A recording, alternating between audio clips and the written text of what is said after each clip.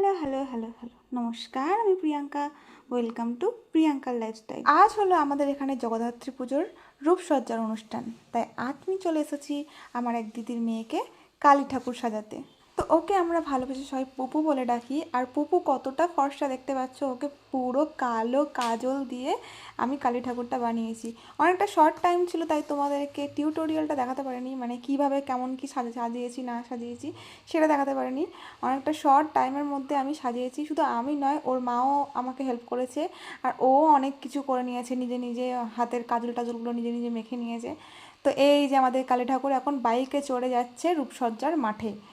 তো ওখানে অনেকেই অনেক সুন্দর সুন্দর সাজগোজ করেছে। তো আমার এই কালীকে কেমন লাগছে কমেন্টে একদম জানাতে ভুলো না কিন্তু।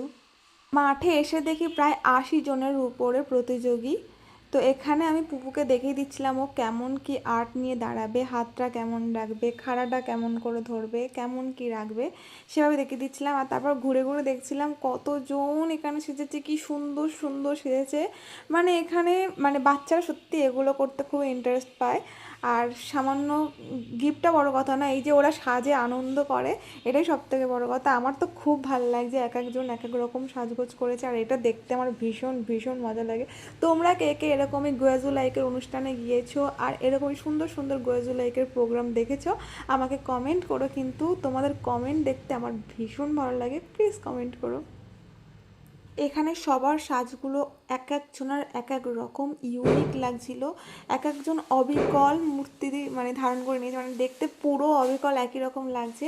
এই যে ইনি সে জগদ্ধাত্রী, এই বাচ্চা মেয়েটা যে কি বাজে অবস্থা এই সময় বাচ্চারা আনন্দ করে আর বৃষ্টি থেকে সবাই যে যার মতন সোয়েটার নিয়ে নিয়েছে। আর বৃষ্টি থামার পরে আবার শুরু হয়েছে এই যে গোয়াজু লাইকের অনুষ্ঠান। তারপরে আমার আমাকে সাজিয়ে দাও, তো ওকে স্পাইডারম্যান সাজিয়ে নামিয়ে স্পাইডারম্যান দাঁড়িয়ে আছে, ওকেও স্পাইডারম্যান নামিয়ে দিয়েছি।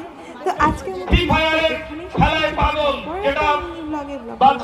অবশ্যই চ্যানেলটিকে সাবস্ক্রাইব করে রেখো, এরকম সুন্দর সুন্দর ব্লগ দেখা। সর্বনাশের মূল কারণ সবাইকে সেই ফ্রি ফায়ার খেলা।